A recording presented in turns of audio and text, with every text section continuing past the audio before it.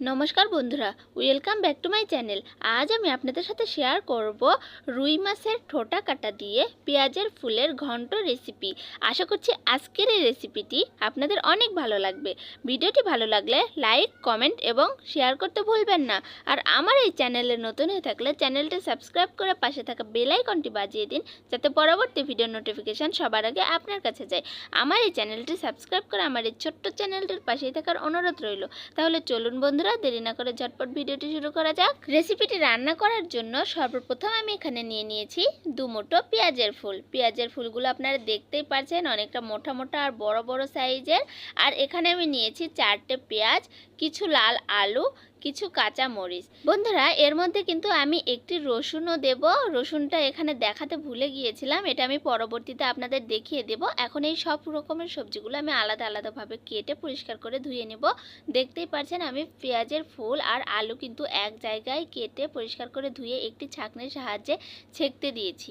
এই পেঁয়াজের ফুলগুলো একেবারে বেশি বড় করে কাটার দরকার নেই, আমি ঠিক যেভাবে কেটে দেখে দিয়েছি এইভাবে কেটে নিলেই কিন্তু হয়ে যাবে। আর আলুগুলো হালকা মোটা মোটা করে কুচি করে নিতে হবে। তো বন্ধুরা, দেখতে পাচ্ছেন এখানে আমি পেঁয়াজ কুচি করে নিয়েছি, মরিচ চিড়ে নিয়েছি, আর এক সাইডে কিন্তু কয়েক কোয়া মোটা মোটা রসুন কুচি করে কেটে নিয়েছি। আমি কিন্তু এই পেঁয়াজের ফুলের রেসিপিতে কোনো রকমের বাটা মশলা ব্যবহার করব না।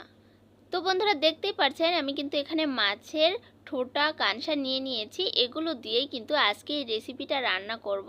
তো সর্বপ্রথম আমার যেটা করতে হবে, এই মাছের মধ্যে কিন্তু হালকা করে লবণ আর হলুদ দিয়ে মাখিয়ে তারপরে খুবই ভালোভাবে ভেজে নিতে হবে। তো আমি মাছের মধ্যে এক এক করে লবণ আর হলুদ দিয়ে দিয়ে হাত দিয়ে খুবই ভালোভাবে মাখিয়ে নিচ্ছি। মাখানো হয়ে গিয়েছে, এখন মাছগুলো ভাজার জন্য চুলায় একটি কড়াই বসিয়ে দিয়েছি। এখন কড়াই গরম হওয়ার পরে এর মধ্যে দিয়ে দিচ্ছি পরিমাণ মতো সাদা তেল। তেল অল্প করে দিলেই হবে, কারণ পরবর্তীতে তরকারিতে তো আমি আবার তেল দেবো। এটা হালকা করে ভাজার জন্য শুধু তেলটা দিয়ে দিচ্ছি। তো বন্ধুরা, তেল গরম হয়ে যাওয়ার পরেই কিন্তু আমি মাছগুলো দিয়ে দিয়েছি। এখন এক পাশে হয়ে যাওয়ার পরে খন্তাতে খুবই ভালোভাবে উল্টিয়ে দেব। উল্টে পাল্টে মাছগুলো খুবই ভালোভাবে ভেজে নিয়ে একটি বাটিতে করে আমি উঠিয়ে নেব। দেখতেই পাচ্ছেন মাছগুলো কিন্তু খুবই ভালোভাবে ভেজে নেওয়া হয়ে গিয়েছে। আমি এখন একটি বাটিতে উঠিয়ে নিচ্ছি। এই পেঁয়াজের ফুলের ঘন্ট কিন্তু আপনারা যে কোনো মাছ দিয়েই করতে পারেন। তো বন্ধুরা, আমি ওই কড়াইয়ে দিয়ে দিয়েছি আরও কিছুটা পরিমাণে সাদা তেল, তারপরে দিয়ে দিলাম রসুন কুচি, পেঁয়াজ কুচি, তারপরে দিয়ে দিচ্ছি কাঁচা মরিচ চেরা। এখন খুবই ভালোভাবে নাড়াচাড়া করে 2 মিনিটের মতো আমি ভেজে নিতে থাকবো, বাদামি রং হওয়া পর্যন্ত। পেঁয়াজের রং যখন চেঞ্জ হয়ে যাবে তখনই কিন্তু আমি এর মধ্যে দিয়ে দিলাম ভেজে রাখা মাছের ঠোঁটা কাটাগুলো। এখন আবারও খুবই ভালোভাবে নাড়াচাড়া করে এর মধ্যে দিয়ে দিলাম পরিমাণ মতো লবণ। তারপরে খুবই ভালোভাবে নাড়াচাড়া করে এখন দিয়ে দিচ্ছি হলুদ। হলুদ দিয়ে দেওয়ার পরে কিন্তু বেশি ভাজা ভাজা করা যাবে না, তা না হলে কিন্তু হলুদগুলো পুড়ে কালো হয়ে যাইতে পারে। তো আমি হালকা করে নাড়াচাড়া করেই এর মধ্যে পেঁয়াজের ফুল আর আলুগুলো দিয়ে দিয়েছি। তারপরে হালকা একটু নাড়াচাড়া করেই এর মধ্যে দিয়ে দিলাম পরিমাণ মতো জল। পেঁয়াজের ফুল দিয়ে দেওয়ার সাথেই কিন্তু ভাজা ভাজা করার দরকার নেই, কারণ এটা পরবর্তীতে আমি এমনিতেই ভাজা ভাজা করে নেব। তো জল দিয়ে দেওয়ার পরে যখন হালকা করে বলক চলে এসেছে তখন আমি একটি ঢাকনা দিয়ে ঢেকে দিয়েছিলাম 3 থেকে 4 মিনিটের মতো। 3 থেকে 4 মিনিট পরে আমি ঢাকনাটি সরিয়ে নিয়েছি। এগুলো কিন্তু খুবই ভালোভাবে সিদ্ধ হয়ে গিয়েছে, এগুলোতে দ্বিতীয়বার আর ঢাকনা দেওয়ার কোনো প্রয়োজন নেই। শুধু এইভাবে নাড়াচাড়া করে রসটা শুকিয়ে নিতে হবে।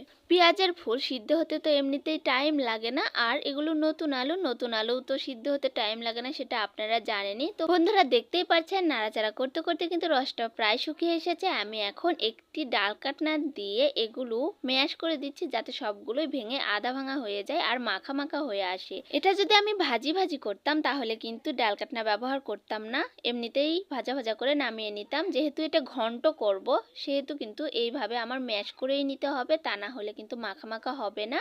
তো দেখতেই পাচ্ছেন বন্ধুরা কত সুন্দরভাবে মাখা মাখা হয়ে এসেছে। এখন আমি খন্তার সাহায্যে এইভাবে 2 থেকে 3 মিনিটের মতো ভালোভাবে ভাজা ভাজা করে নেব, যাতে একটুও জল না থাকে। তো বন্ধুরা, দেখতেই পাচ্ছেন এর মধ্যে কিন্তু একটুও জল নেই, খুবই সুন্দরভাবে ভাজা ভাজা করা হয়ে গেছে। আমি এখন চুলাটা নিভিয়ে দিলাম। এখন আমি কড়াইটা নামিয়ে নেব। কড়াইটা নামিয়ে নেওয়ার পরে একটু ঠান্ডা করে সার্ভ করে নিলেই কিন্তু রেডি হয়ে যাবে মজাদার এই পেঁয়াজের ফুলের ঘন্ট রেসিপি। তো বন্ধুরা, আপনারা কি কখনো এভাবে ঘন্ট করে খেয়েছেন পেঁয়াজের ফুলের? যদি খেয়ে থাকেন তাহলে অবশ্যই কমেন্টে কমেন্টে জানাবেন।